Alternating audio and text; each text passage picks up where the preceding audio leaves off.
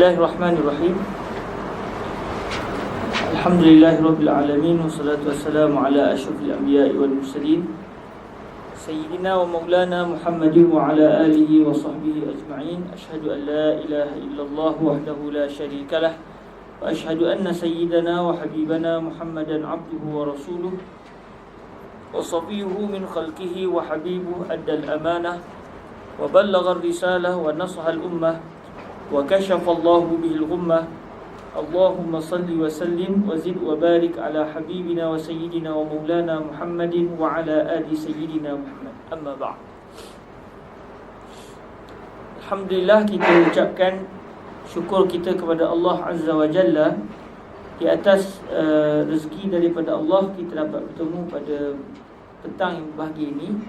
Dan tadi lebih kurang kat setengah jam lebih kita mengulang matan sampai tertidur rasanya betapa mendayunya hafalan matan sampai kena ambil air lah kan. Moga-moga Allah Subhanahu Wa Taala merezekikan kita untuk memahami kitab ni sekali dengan hafal matan sekali. Bila kita khatam nanti masa kita tumbang seekor kambing kan, setiap seorang keluar 10 gening dapat beli seekor kambing dah kan. Masa kita tumbang kambing tu, kita tumbang dengan penuh gembira sebab kitab pun khatam, hafal pun selesai. Tapi kalau tak hafal, tak sembelih kambing lah, sembelih Tokmiyah bibit je lah kan. Okey, jadi harap-harapnya semua kita pakat sama-sama belajar, sama-sama kita dapat menghafaz matan ini dengan baik, insya-Allah. Harapnya begitulah Jangan orang yang mula-mula sekali yang terin hafal matan, saya sendiri lah. Daripada 2015 saya baca kitab ni, saya sendiri tak hafal-hafal lagi matan Okey, dia sebenarnya akhir-akhir tu yang penting khatam je. Tak ada nak mengulang lah. Dengan niat mengulang di rumah lah. Dan insya-Allah lah bila mengulang di rumah ni dia ada suasana lain. Sampai rumah dia tengok suasana gembira suasana tenang. Dia tenang terus lah di rumah tu Dia hilang segala kekusutannya tu Jadi terus tak apa. Okey, hari ni kita masuk kepada baki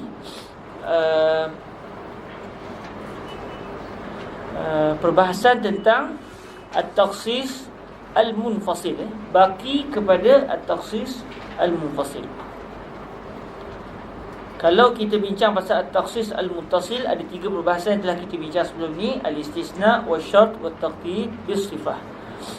Dan kita telah pun masuk pada kebanyakan perbahasan tentang at-takhsis al-munfasil, iaitu ketika kita membincangkan ucapan Sayyidina Imam Al-Haramain, wa yajuzu takhsisul kitabi bil kitab wal kitabi bis sunnah was sunnati bil kitab was sunnah bis sunnah.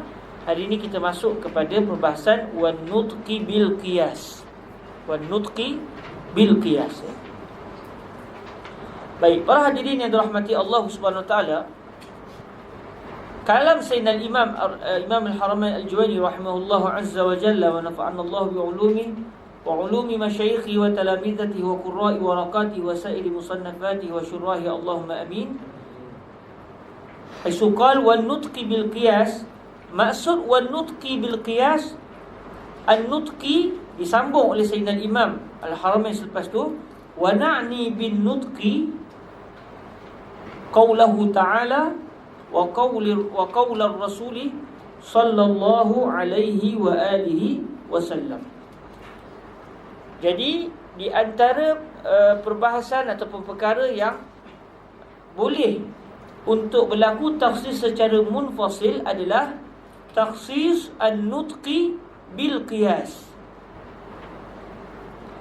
Jadi an-nutqi yang dimasukkan sini adalah ayat-ayat Al-Quran Al-Karim ataupun hadis Rasulullah sallallahu alaihi wa alihi wasallam.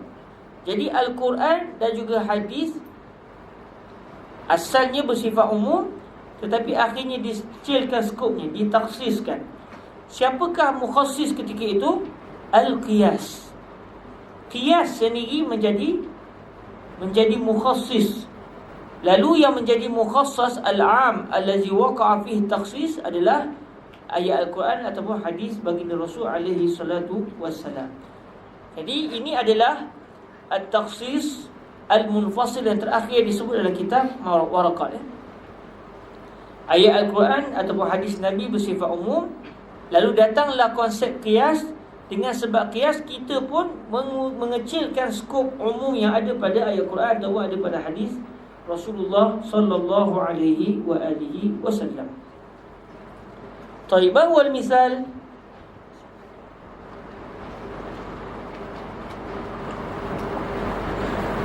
Contoh Allah Subhanahu wa taala berfirman, Az-zaniyatu waz-zani fajlidu kulla wahidin minhuma mi'ata jaldah.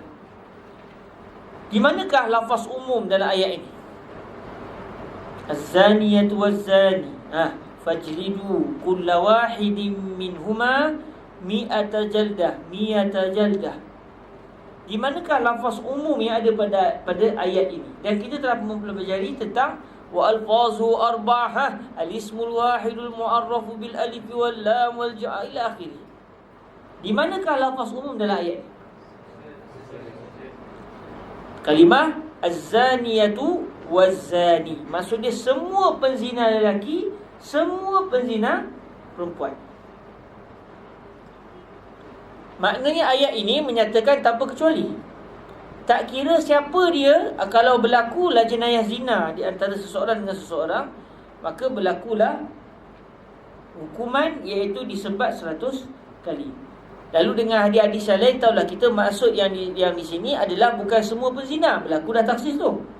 Iaitu yang dimaksudkan dengan penzina di sini adalah penzina yang belum berkahwin, yang belum merasai akad nikah secara sah. Yang kita gunakan istilahnya adalah ghair muhsan.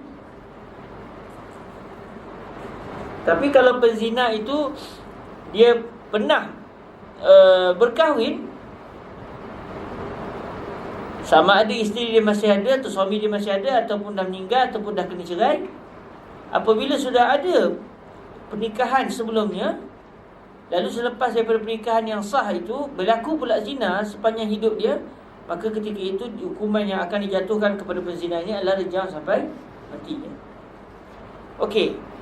Jadi ayat Al-Quranul Karim Az-zaniyatu waz-zani adalah ayat yang bersifat umum, iaitu pada kalimah Az-zaniyatu waz-zani, kerana ada lafaz mufrad yang dimasuki dengan alif lam. Dan kita dah belajar, alhamdulillah, lafaz mufrad campur alif lam, dan alif lam itu pula bukan alif lam ahdiyah. Dia akan memberi makna semua, iaitu semua penzina perempuan dan semua penzina lelaki. Maka sebatlah mereka sebanyak 100 kali sebatan. Baik, kalau ikut ayat ni, tak kira hamba, tak kira orang merdeka. Hamba berzina pun kena 100 kali sebatan. Hamba perempuan pun sama, hamba lelaki pun sama. Orang merdeka pun sama, baik lelaki baik perempuan. Sebab Allah Ta'ala sebut Az-zaniyatu waz-zani. Tak disebut pun Az-zaniyatul hur, waz-zaniyatul hurrah, waz-zanil hur. Tak pun disebut begitu. Kalau disebut begitu, berlaku at-takhsis al-muttasil, sebab didatangkan sifat. Kalau ada, tapi tak ada. Jadi tidak berlaku takhsis muttasil dalam ayat ini. Sebaliknya yang bakal berlaku yang kita pelajari adalah at-takhsis al-mufasil, dengan sebab qiyas. Mana qiyasnya? Di manakah qiyas yang menyebabkan ayat ini akhirnya telah dikecilkan skop? Okey, qiyasnya adalah dalam surah An-Nisa ayat yang ke-25. Dalam surah An-Nisa ayat yang ke-25, Allah Subhanahu Wa Taala menceritakan tentang apakah hukuman yang akan dikenakan ke atas penzina yang dia ini adalah berstatus hamba perempuan. Seorang hamba perempuan kalau dia berzina dan dia telah berkahwin ataupun dia belum berkahwin, apakah hukuman yang akan dikenakan ke atas dia? Allah Ta'ala cerita tentang hamba perempuan. Kata firman Allah Subhanahu Wa Taala dalam surah An-Nisa ayat 25, fa iza uhsinna fa in atayna bi fahishatin fa alaihinna nisfu ma 'alal muhsanati minal 'azab. Fa iza uhsin, apabila hamba-hamba perempuan itu sudah berkahwin. Uhsin di sini maksudnya dia telah menjadi muhsan dengan sebab berkahwin. Fa iza uhsinna fa in ataina bi fahishah, kalau dah mereka telah pun berkahwin, hamba-hamba perempuan telah pun berkahwin, tetapi selepas tu dia boleh berzina pula, sedangkan dia ada suami lah. Dia melakukan fahishah, iaitu dia telah melakukan jenayah zina. Fa alaihinna nisfu ma 'alal muhsanat minal azab, maka ke atas mereka, iaitu para penzina di kalangan hamba-hamba perempuan yang mereka telah pun berkahwin, mereka akan dikenakan 1/2 azab yang diberikan ke atas wanita-wanita merdeka. Mereka akan dikenakan hukuman atau dikenakan iqab di sisi Allah Ta'ala, akan diberikan hukuman, iaitu diberikan 1/2 hukuman yang akan diberikan ke atas penzina di kalangan wanita-wanita yang merdeka. Okey? Wanita merdeka yang juga telah pun berkahwin. Okey, apa hukuman wanita merdeka kalau dia telah berkahwin?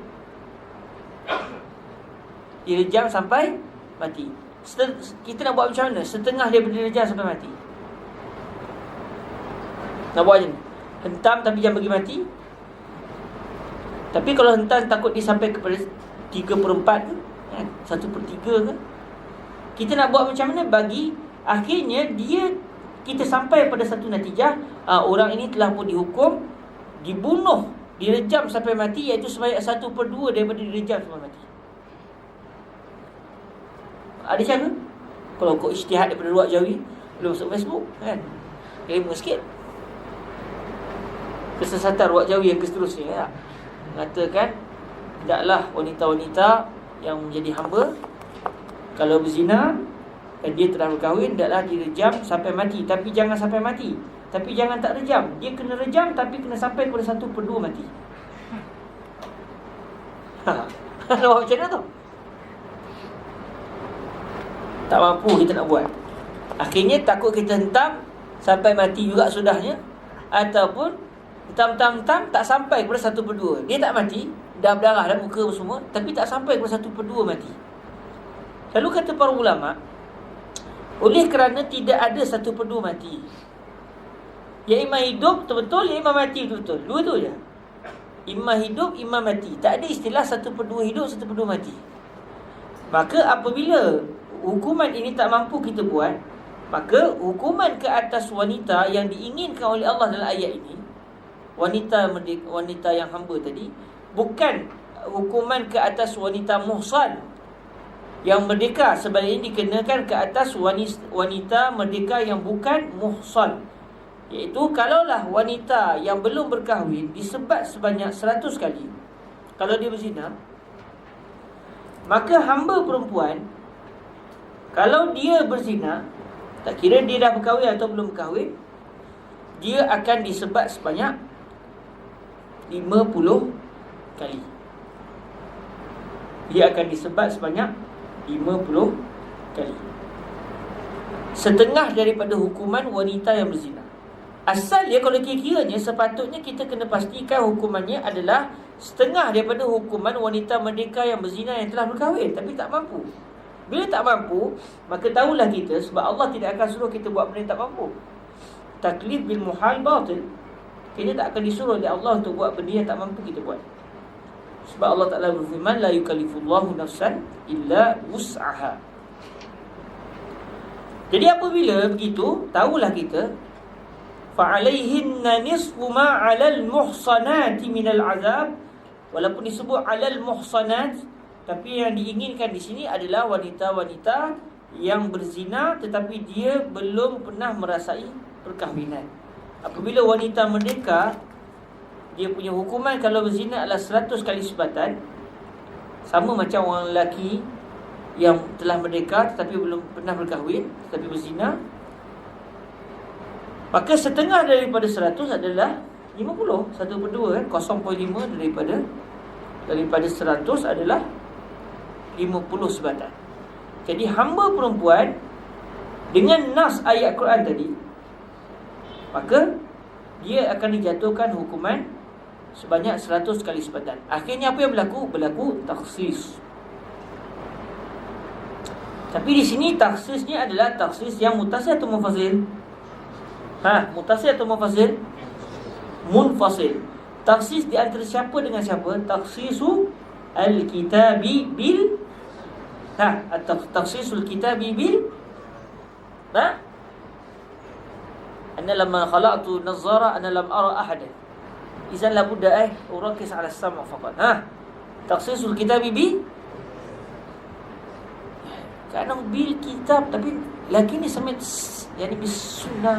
La faham yani taksisul kitabi bi la haula wala quwwata la ahad wala rajul wala imra'ah. Taksisul kitabi bi la laysa bil qiyas.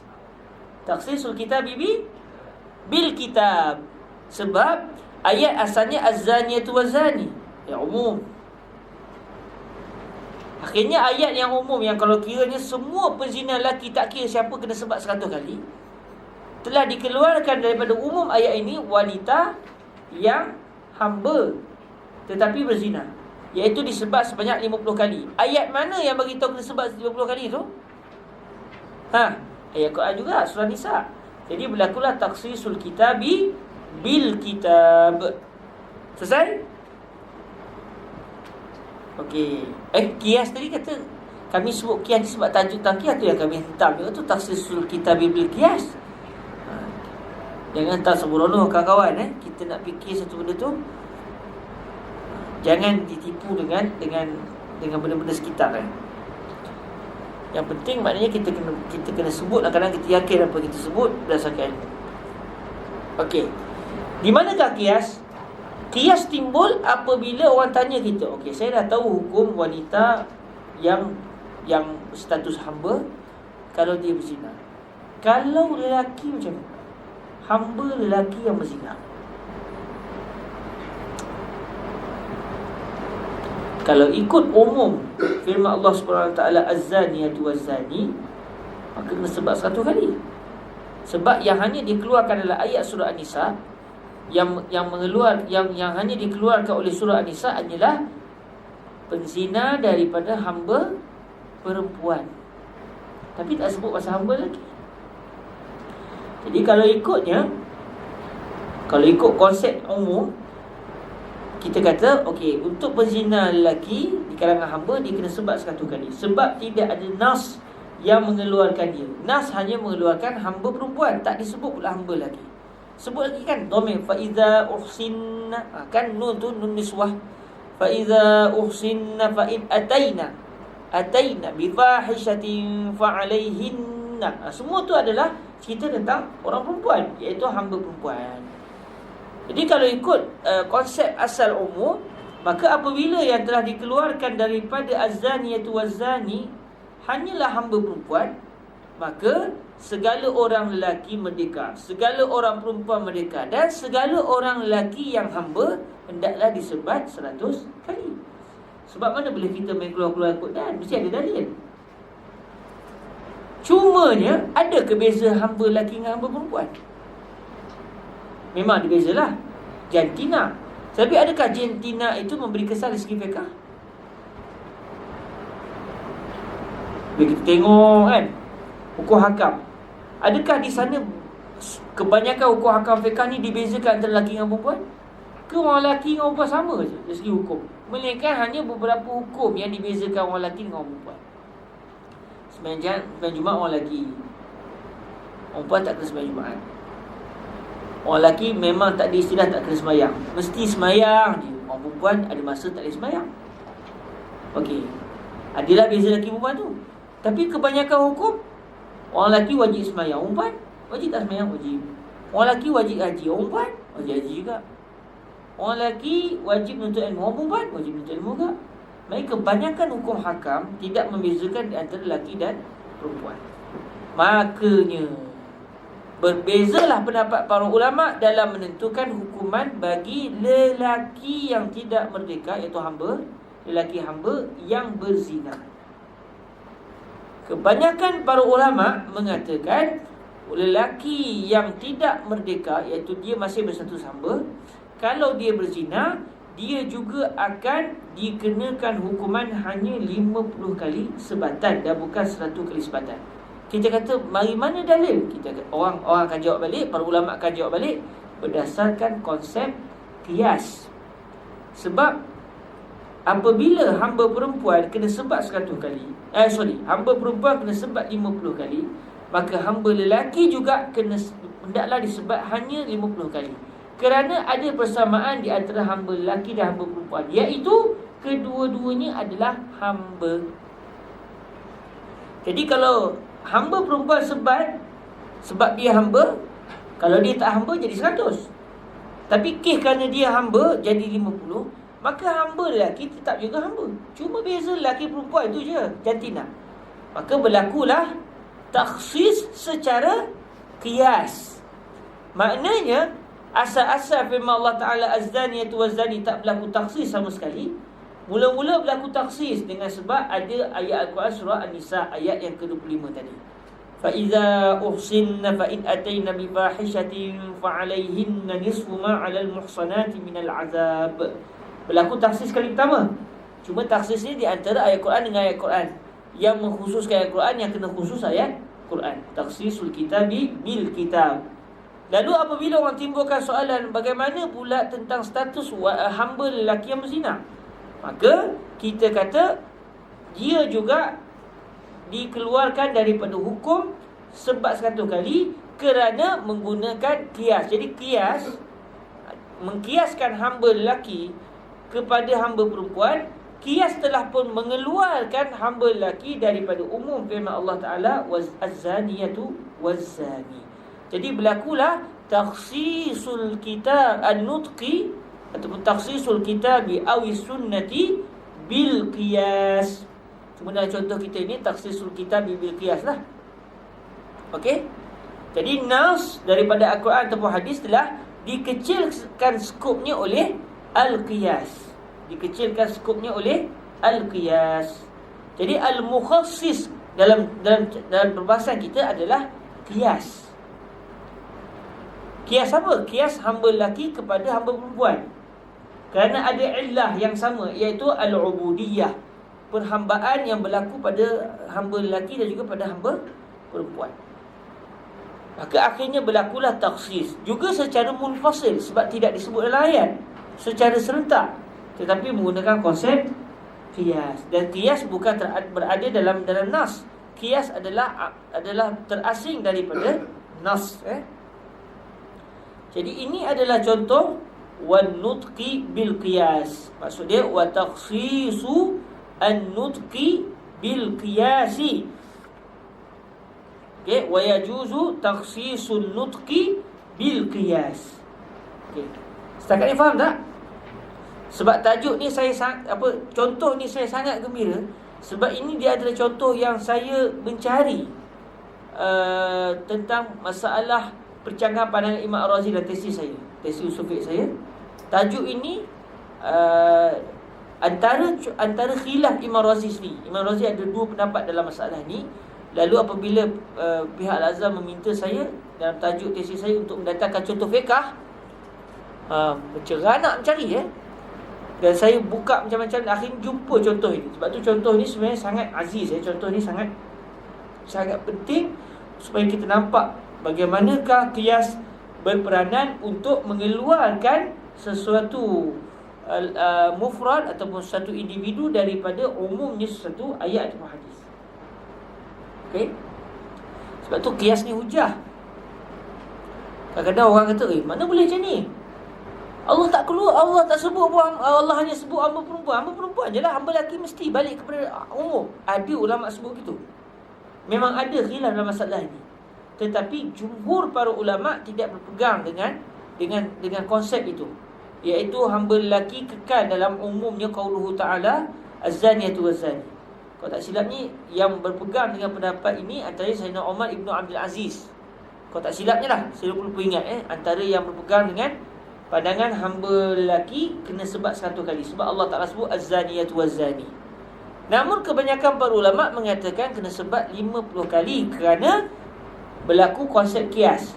Lalu qiyas mengeluarkan hamba lelaki daripada umum firman Allah Ta'ala az-zaniyatu waz-zani. Okey.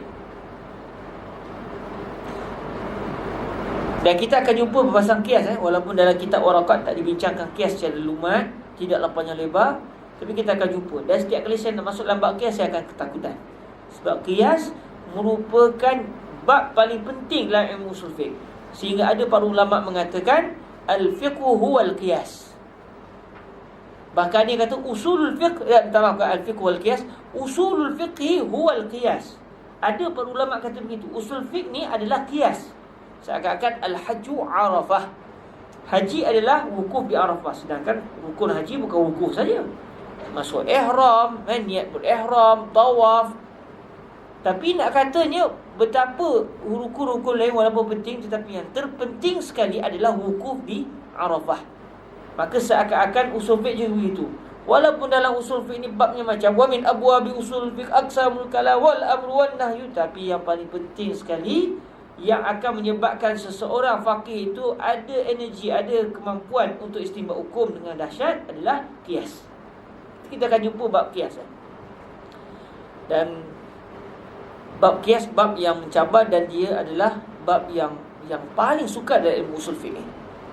Sebab kita cuba nak memahami bagaimana seseorang faqih nak istinbat hukum. Dan saya ada cerita-cerita akan datanglah tak berani nak sebut sekarang sebab takut darah tinggi. Ni darah dah tinggi dah. Dulu dalam 3-4 hari lepas, tiap-tiap hari orang jamu makan, pergi pula matam Arab. Apa lagi dengan daging ni pula, kita pula kalau tengok daging ni terlupa habis segala-galanya. Tengok daging panggang terlupa habis. Yang teringat kambing tu saja. 4 hari untuk turun, naik darah tinggi tu. Semalam batal kelah berehat kat rumah. Hari ni ada sikit, tapi okeylah. Bolehlah gili-gili kan. Kalau mati pun matilah usul fiqh lah. Okey. Jadi kalau ada rezeki, saya teringin untuk satu hari nanti kita baca hadis-hadis hukum dan kita tengok macam mana konsep para ulama menggunakan qiyas. Ada mereka kadang-kadang tolak hadis ni berdasarkan qiyas. Jadi kita akan ambil benda tu sangat-sangat manfaat. Tapi bila? Wallahu a'lam. Mungkin dah tahun depan. Okey. Selesai waktu, alhamdulillah. Wa na'ni, kami maksudkan. Siapa kami ni? Imamul Haramain Al-Juwaini. Beliau yang menyebut kalimah wa na'ni. Yang kami maksudkan dengan an-nutqi dalam matan tersebut adalah qaulahu ta'ala. Ay wa na'ni qaulahu ta'ala wa qaular Rasul sallallahu alaihi wasallam bil qiyas. Kami maksudkan dengan bin nutqi. Yang kami maksudkan dengan kalimah an-nutqi dalam matan wa nutqi bil qiyas, yang kami maksudkan adalah firman Allah Subhanahu wa taala dan sabdaan baginda Rasul sallallahu alaihi wa alihi wasallam.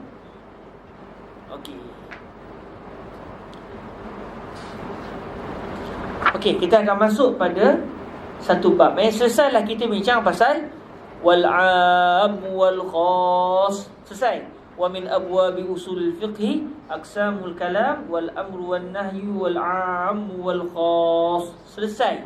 Kita masuk sekarang wal mujmal wal mubayyan wal zahir wal muawwal. Kita akan masuk dalam tajuk al mujmal, nas, mubayyan, zahir, semua kita akan masuk wal muawwal. Okey.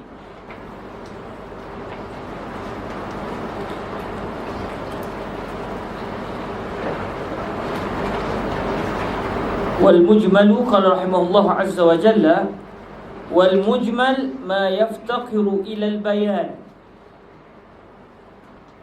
Al mujmal, lafaz mujmal, lafaz yang statusnya adalah mujmal. Apa dia lafaz mujmal ni?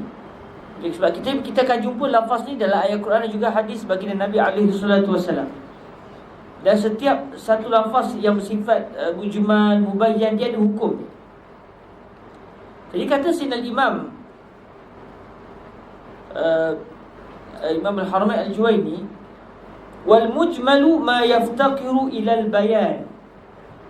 Al-mujmal adalah apa sahaja lafaz. Ma di sini maksud dia ayu lafzin, apa sahaja lafaz yaftaqiru ila al-bayan, Apa saja lafaz yang memerlukan kepada penerangan, al-bayan.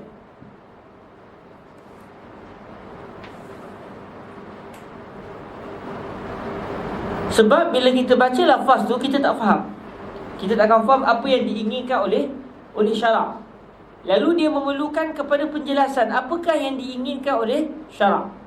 Ada juga lafaz mujmal dalam Al-Quranul Karim, tetapi tidak berkaitan dengan hukum ahkam fiqh.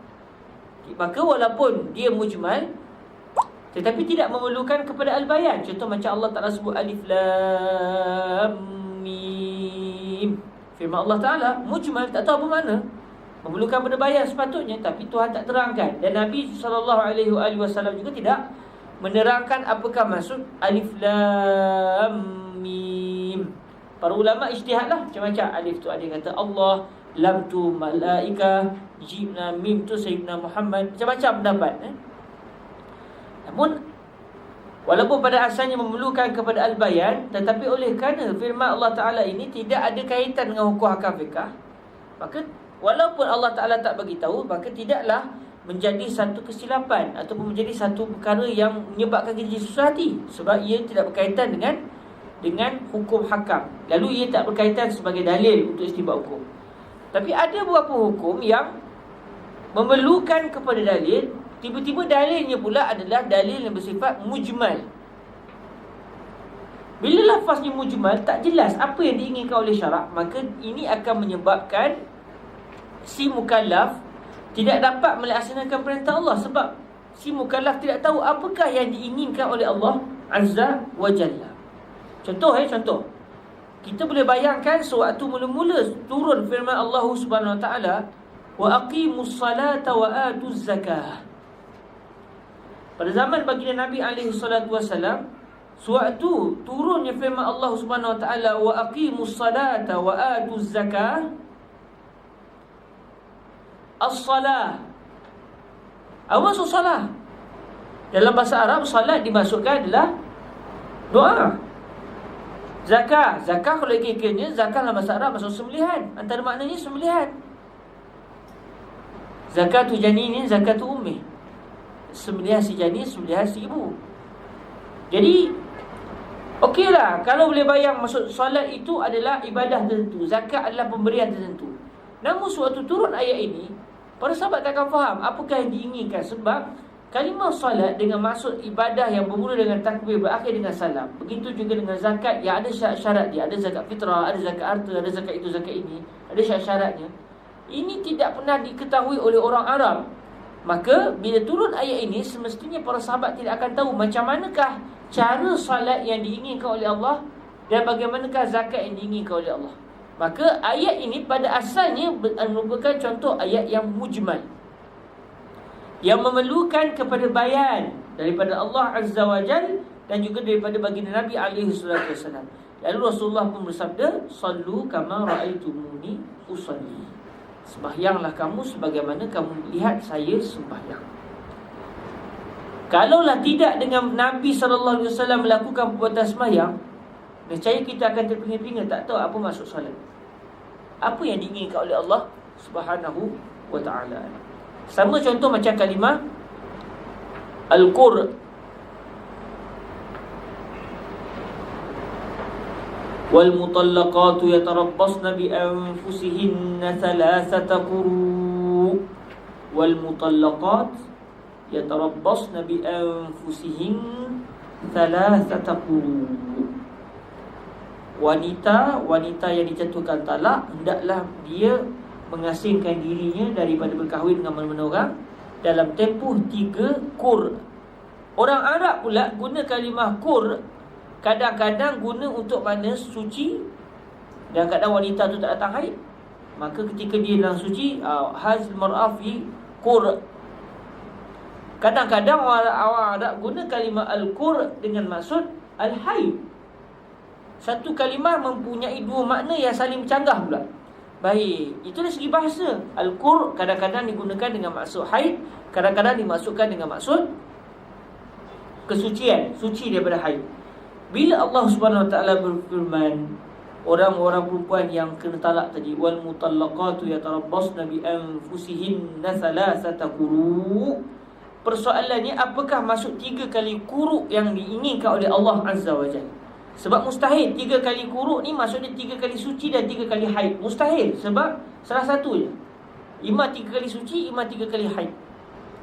Akhirnya lafaz ini menjadi mujmal, maka memerlukan bayan. Lalu para ulama mulalah mencari apakah dia bayan bagi mujmal. Mazhab Syafi'i memahami akhirnya berdasarkan dalil bahawa al-qur di sini maksudnya at-tuhur.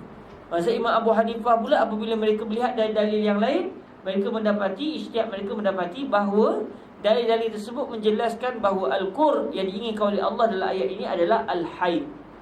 3 kali haid. Mazhab Syafi'i pula faham 3 kali tuhur, 3 kali suci.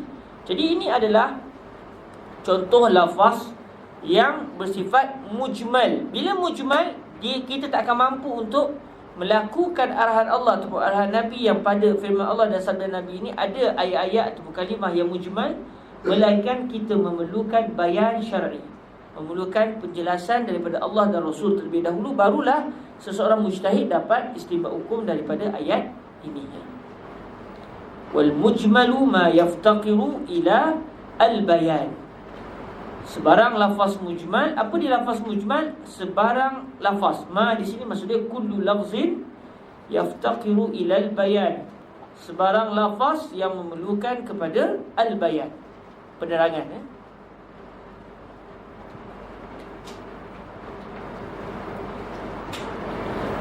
Cuma penerangan tu tak semestinya kena firman Allah tu pasal Nabi. Apa saja dalil? Dalil akal ke? Apa saja dalil lah, sama ada firman Allah ke, sabda Nabi ke.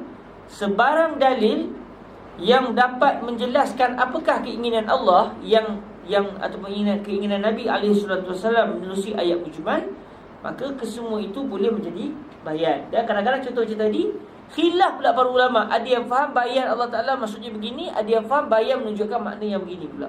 Dalam isu al-qur tadi 3 kali qur tadi Okey.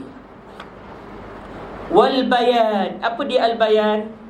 Ikhraju syai' min hayyizil ishkal ila hayyiz at-tajalli. Apa dia al-bayan? Kenapa ditimbulkan isu al-bayan? Sebab disebut dalam ta'arif al-mujmal ma yaftaqiru ila al-bayan. Kullu lafzin yahtaj ila al-bayan fa innahu mujmal. Baik, ma huwa al-bayan? Al-bayan huwa ikhraju syai' min hayyizil ishkal ila hayyizit tajalli. Bayan adalah tindakan mengeluarkan sesuatu daripada hayyizil ishkal, daripada suasana ataupun bentuk ishkal. Bentuk dia tidak jelas, adam wuduh maksud dia. Ishkal di sini maksud dia ghair wadih, adabil wuduh, ila hayyizit tajalli, ay ila hayyiz atau ila syakli al-wuduh. Kita keluarkan satu benda yang asalnya tak jelas, kita keluarkan dia daripada tak jelas, kita bawa dia sampai jelas. Jadi proses itu semuanya dinamakan sebagai al-bayan. Jadi bila fuqaha faham, okey, ayat ini menunjukkan bahawa maksud al-qur adalah at-tuhur. Jadi kefahaman para ulama, kefahaman mereka, cara mereka cari dalil, semua itu dinamakan al-bayan. Kerana dengan sebab al-bayan, lafaz yang mujmal akhirnya sudah dapat diketahui apakah maksud yang diinginkan oleh Allah menerusi lafaz mujmal tersebut. Contoh macam ayat wa aqimus salah, maka apa dibayannya adalah sabda Nabi SAW, sallu kama raaitumuni usalli. Jadi sebarang dalil yang menunjukkan Nabi sembahyang macam mana, zuhur berapa rakaat, asar berapa rakaat, subuh berapa rakaat, kena ada tumakninah atau tidak. Okey, kesemua ayat-ayat ataupun hadis Al-Quran yang menunjukkan kepada makna ini, kesemuanya adalah dinamakan al-bayan. Sebab dengan dalil-dalil ini, tahulah kita apakah sebenarnya kehendak Allah Subhanahu Wa Taala dalam firman-Nya yang berbunyi wa aqimus salah. Okey? Ini konsep dia lah. Maksudnya kalau kita jumpa lafaz, kalau bukan kita lah, sebab kita adalah ijtihad. Kalau mujtahid menjumpai sebarang lafaz mujmal, tidak boleh terus keluarkan pendapat, tapi kena cari dalil yang dapat menentukan apakah maksud Allah Ta'ala menerusi ayat yang mujmal tersebut. Okey. Okey, ada sebarang soalan? Clear? Lafaz senang bahasa ini agak senang. Qala rahimahullahu azza wa jal, wan nas ma la yahtamilu illa ma'nan wahidan.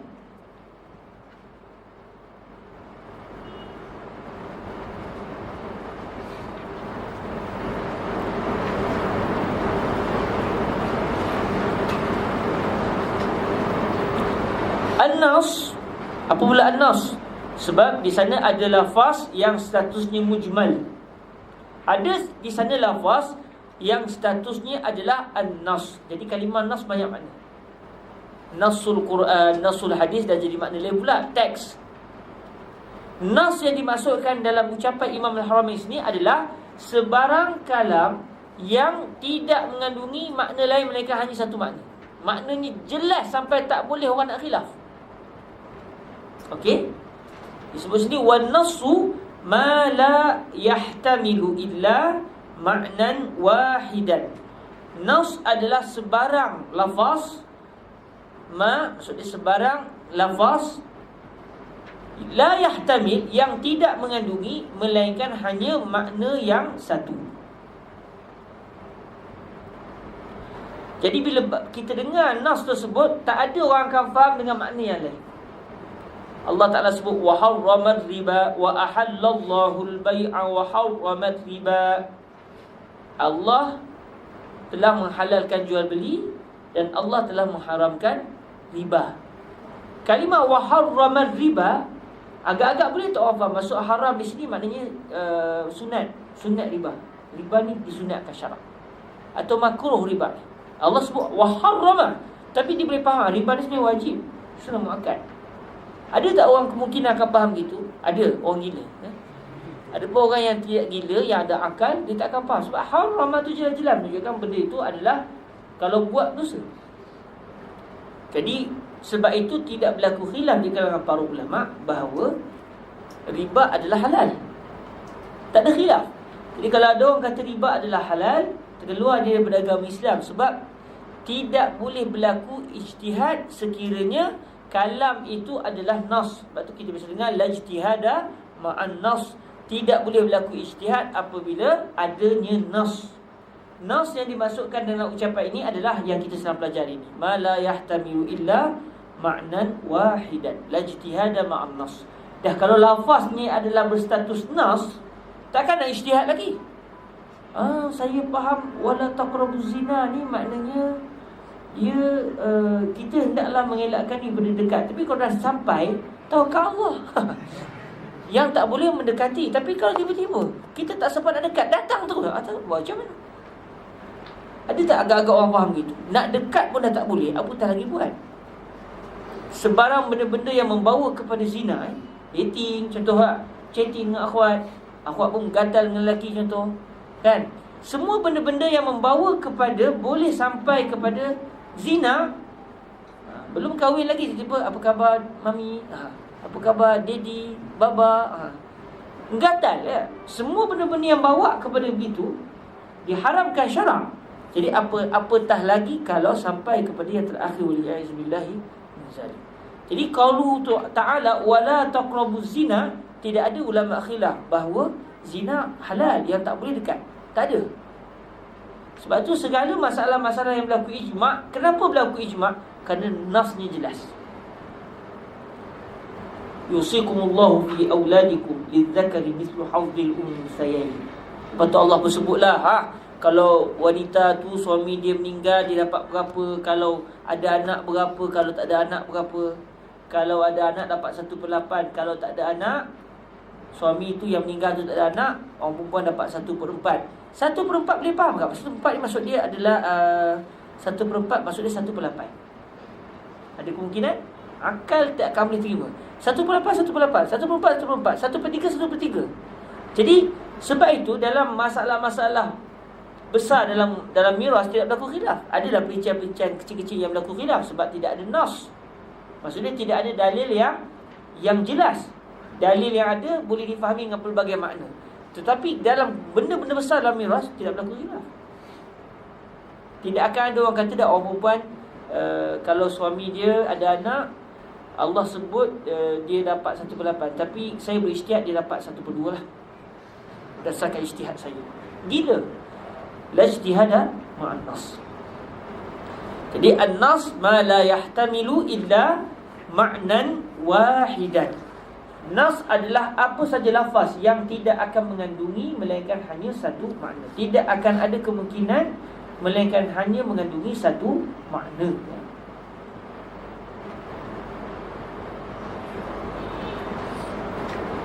Okey.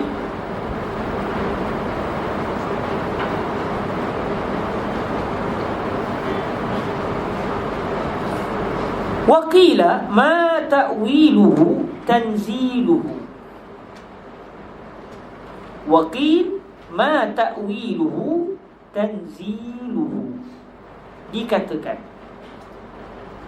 kalau menurut Fadilatul Syekh Said bin Syaltun, kalimah waqila di sini bukan li tad'if, bukan tujuan untuk mengatakan ta'rif yang kedua ini dhaif, tetapi hanya ala sabilil hikayah. Nak bagi tahunya, dalam para ulama menceritakan tentang an-nas, ketika mereka mendatangkan definisi nas, ada yang mengatakan definisi an-nas adalah ma la yahtamilu illa ma'nan wahidan. Ada para ulama yang mendefinisikan an-nas dengan ma ta'wiluhu tanziluhu.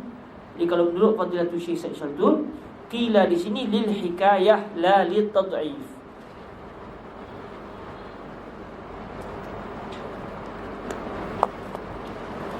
Cuma ada juga, kalau seingat saya, memang saya pernah terjumpa, memang ada yang mengatakan ta'rif yang kedua ni dhaif. Jadi qila ni li tad'if. Tapi kalau menurut Fadilatul Syekh Said Syaltun, ta'rif yang kedua bukan nak katanya dhaif, tapi hanya disebut qila itu atas sabilil hikayah. Macam yang kita jumpa dalam ta'rif dalam pembahagian al-haqiqah. Wal haqiqatu ma baqiya ala mawdu'ihi wa qil mastu'mila fi mastuliha alaihi minal mukhatibah. Digunakan kalimah waqila. Tapi bila kita check, Imam Al-Haramain Al-Juwayni berpegang dengan ta'rif yang kedua ni, walaupun disebut qila tapi ala sabilil hikayah. Jadi kadang-kadang qil untuk tad'if, untuk mengatakan pendapat itu lemah, dan kadang-kadang qil adalah digunakan hanya untuk menyatakan di sana ada pendapat. Tanpa ada keinginan daripada orang yang mendatangkan kalimah sebut sama ada ia dhaif ataupun tidak. Jadi macam mana kami nak tahu qil ni dhaif ke tak dhaif? Itu kena check dalam gaya ayat lah. Adakah qila di sini, contoh qil dalam satu ayat tujuannya adalah untuk mengatakan pendapat itu dhaif, atau qil itu semata-mata nak menyatakan di sana ada pendapat tanpa ada keinginan untuk menyatakan pendapat itu dhaif ataupun tidak. Itu kena lihat dari segi gaya ayat dan juga melihat dari segi qarinah-qarinah yang berkaitan. Contoh, kita kata waqila mastu'mila fi mastuliha alaihi minal mukhatibah. Kalimah waqila dalam ta'rif al-haqiqah ni bukan li tad'if. Buktinya Imam Al-Haramain sendiri selepas tu menyatakan wal haqiqatu imma lughawiyatun wa imma syar'iyyatun wa imma urfiyah. Jadi kalau ikut ta'rif yang pertama bagi al-haqiqah, al-haqiqah hanya ada haqiqah lughawiyah, tidak ada istilah haqiqah syar'iyyah ataupun haqiqah urfiyah sebagaimana telah kita bincang panjang sebelum ni. Tapi bila Imam Haramain pula menyatakan hakikah ada tiga, hakikah lughawiyah, syar'iyyah dan urfiyah, dan ia kena dengan takrif yang kedua, tahulah kita takrif yang kedua yang didatangkan kalimah qil itu hanya sekadar nak beritahu ada pendapat lain dalam mentakrifkan kalimah qil. Bahkan subhanallah, Imam Al-Haramain menjadikan takrif itu pula sebagai rajih. Berbeza dengan takrif yang pertama yang beliau langsung tak sebut qil atau benda pun. Didatangkan mula-mula lagi. Bila sebut mula-mula macam tu yang paling kuat. Tapi rupanya qarinah menunjukkan takrif yang pertama yang lemah, takrif yang kedua adalah kuat. Waqil ma ta'wiluhu tanziluhu.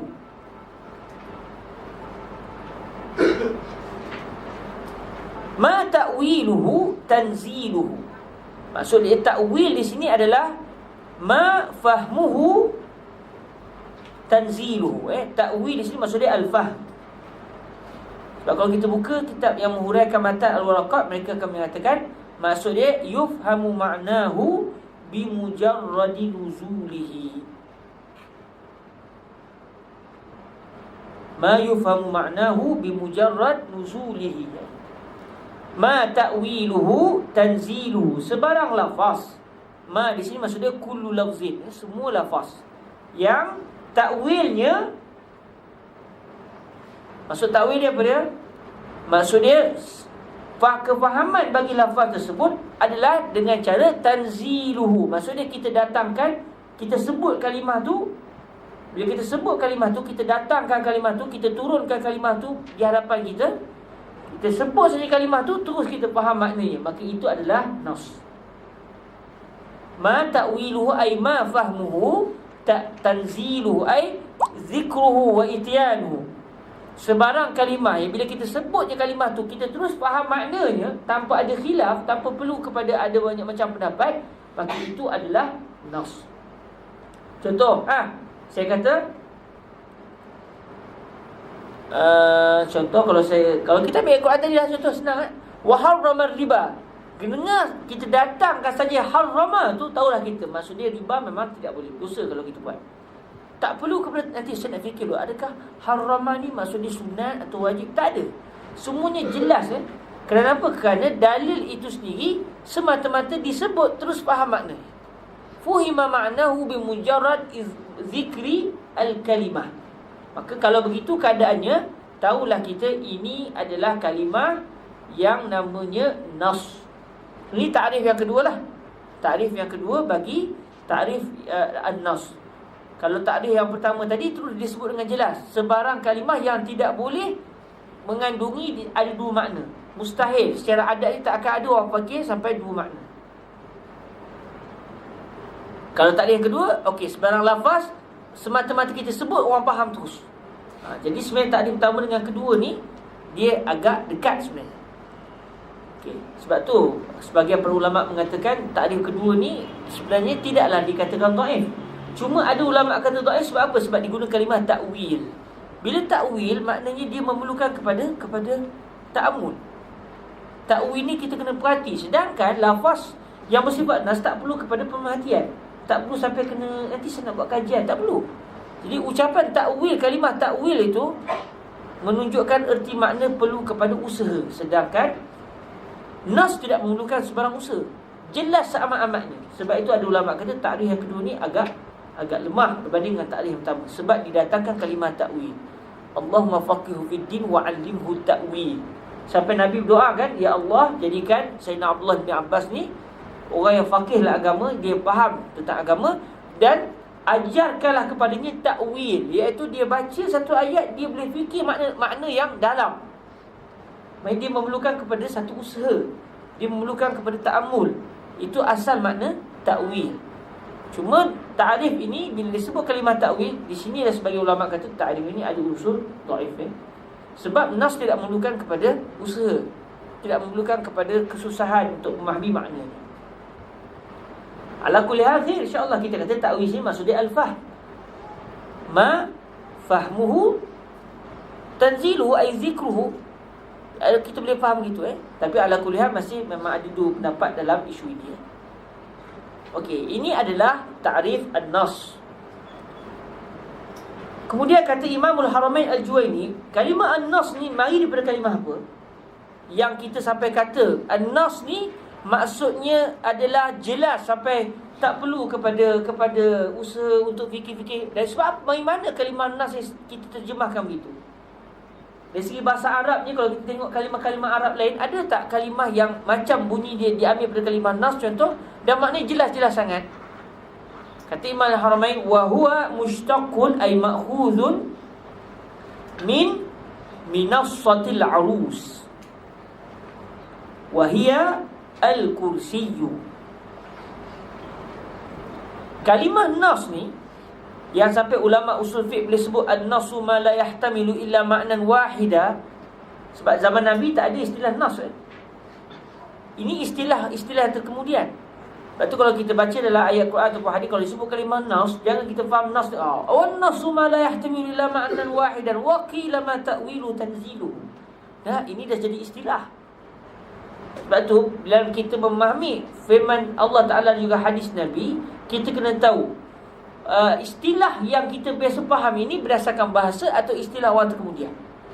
Kalau istilah orang terkemudian, jangan kita faham istilah tu merujuk kepada Al-Quran dan juga hadis. Contoh, bila Nabi SAW berdoa kepada Allah Ta'ala untuk Sayyidina Abdullah bin Abbas, Allahumma faqihhu fid-din, ya Allah, berikan kepadanya al-fiqh dalam agama.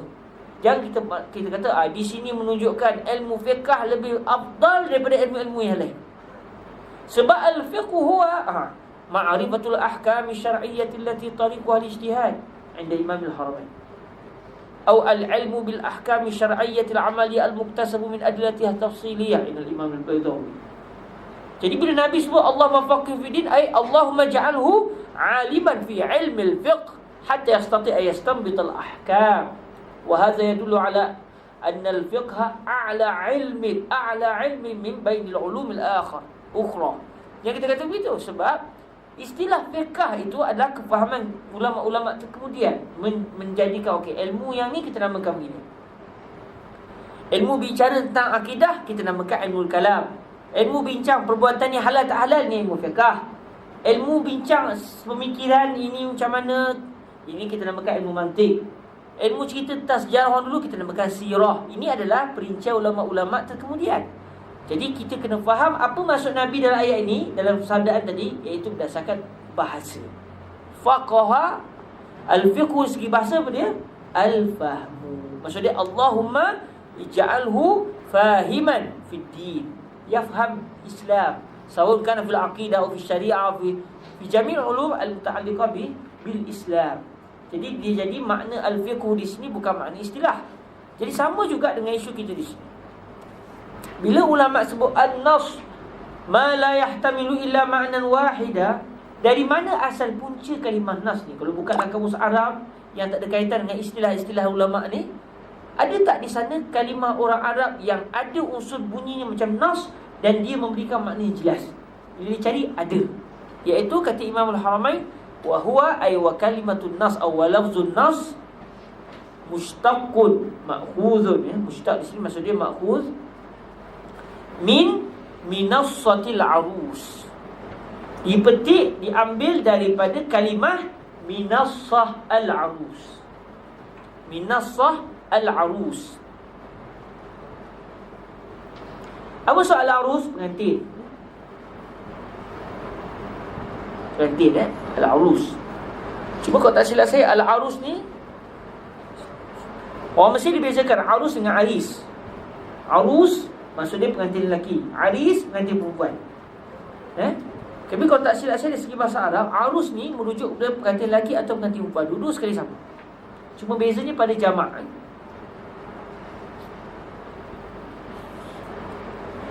Alang-alang nak terfikir tu kan, buka ayat kamus boleh. Kan seronok dia sebut pasal pengantin ni kan. Tapi saya takutlah orang lain mungkin berani, saya takut. Arus.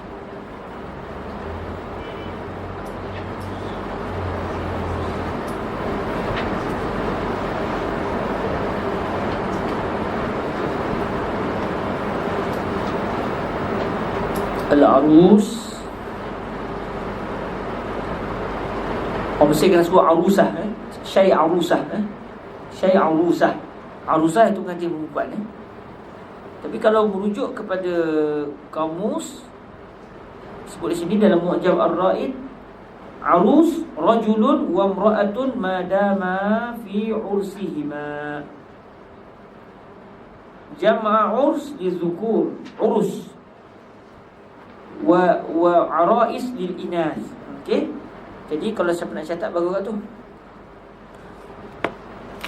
Jadi arus merujuk kepada pengantin lelaki dan pengantin perempuan. Selagi mana dalam musim pengantin lah. Macam saya ni tak panggil lah arus lagi. Arus apa, anak sampai 4, rambut pun dah hitam, rambut dah putih kan. Okey. Jadi al-arus adalah Pak semua semangat nak catat tu rajulun wa imra'atun madama fi ursihima. Rajulun wa imra'atun madama fi ursihima. Jadi kalimah arus boleh digunakan untuk lelaki dan boleh juga digunakan untuk perempuan. Boleh digunakan untuk lelaki dan juga perempuan. Cuma bezanya pada jamak. Arus musanna pun samalah arusan, ja'al arusan. Jadi kalau borak dengan orang Arab mesti dia akan rasa pelik lah, sebab penggunaan dia orang adalah arus wa arusah. Arus, aris. Sekarang sebut aris. Arus wa arusah. Tapi semestinya mereka tak guna kalimah arus untuk pengantin perempuan. Buktinya saya arusah. Ini penggunaan orang semasa lah. Tapi asal bahasanya sebenarnya arus merujuk lelaki dan perempuan. Cuma jangan terkejut lah. Kita kata, arus. Arus saya arus. Mungkin orang Arab akan tegur kita lah. Kita pun senyum je lah. Tak apalah. Okey, jamak pada untuk lelaki apa dia? Wa jam'u al-arus al-zakar huwa al-urus.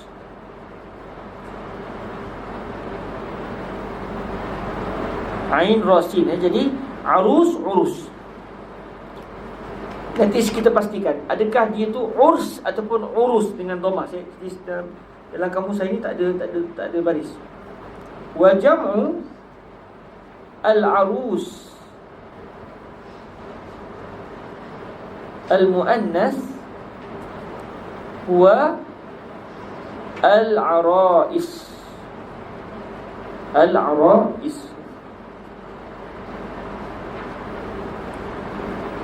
Okey, dia adalah dengan baris depan dia al-urus. Urus itu jamak bagi pengantin-pengantin lelaki. Contoh, subhanallah, laqad hadara darsi al-urus wal arais. Gitu. Al-urus ni semuanya bekas senyum belaka ni, pengantin-pengantin lelaki yang tak tahu bila kahwinnya, dan juga pengantin-pengantin perempuan fit tariq insya-Allah. Jadi jamaknya adalah bagi lelaki arus, arusan, urus. Bidhammir ra, urus. Urus. Manakala orang perempuan pula arus, arusan, arais, arais.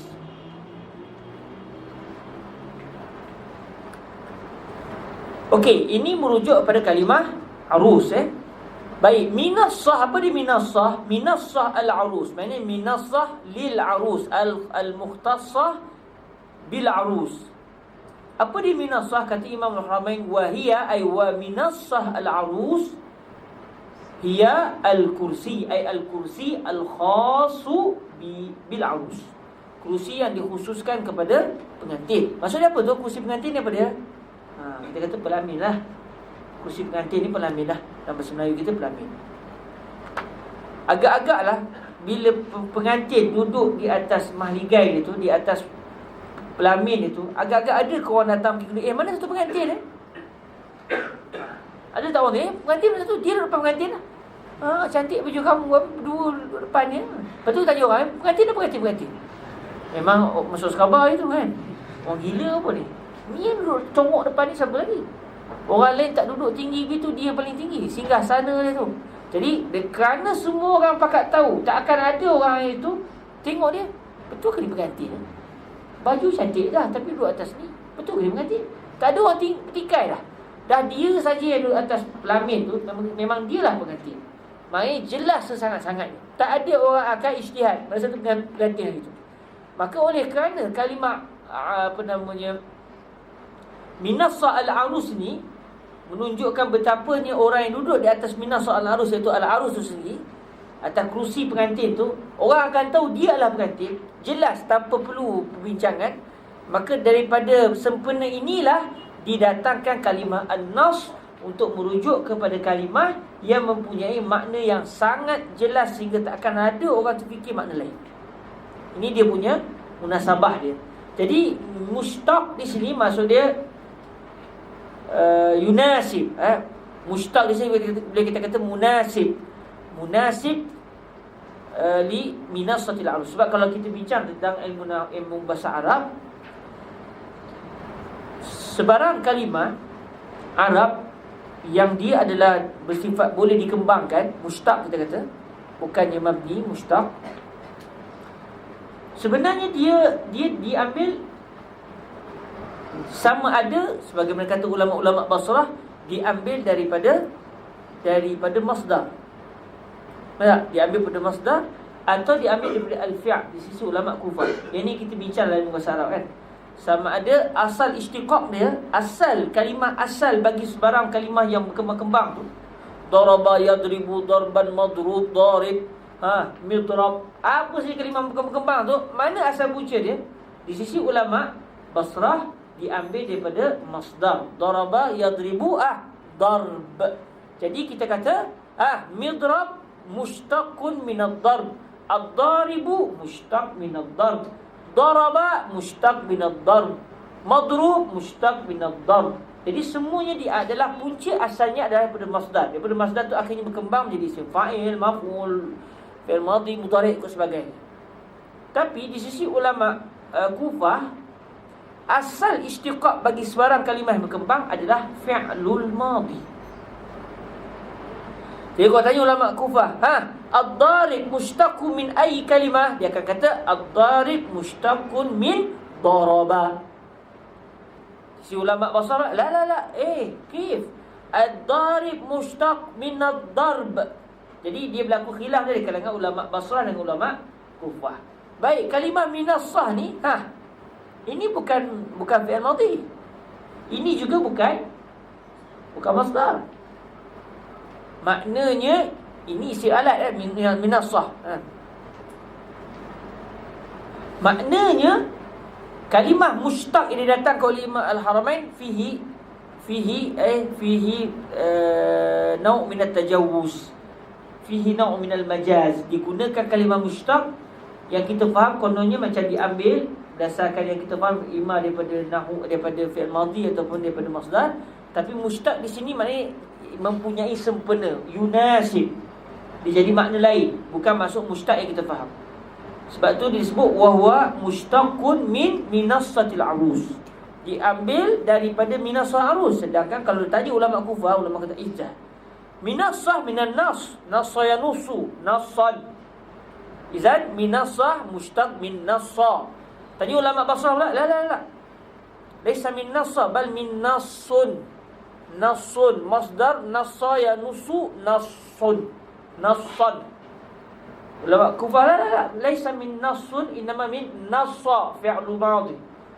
Jadi minassah ni bukan asal istiqaq, tapi maksud mushtaq di sini makhuz, maksud dia yunasib, yulaib, lahu alaqah, lahu munasabah baina kalimati minassah wa baina an-nas al-mustalah alaihi 'inda al-usuliyyin.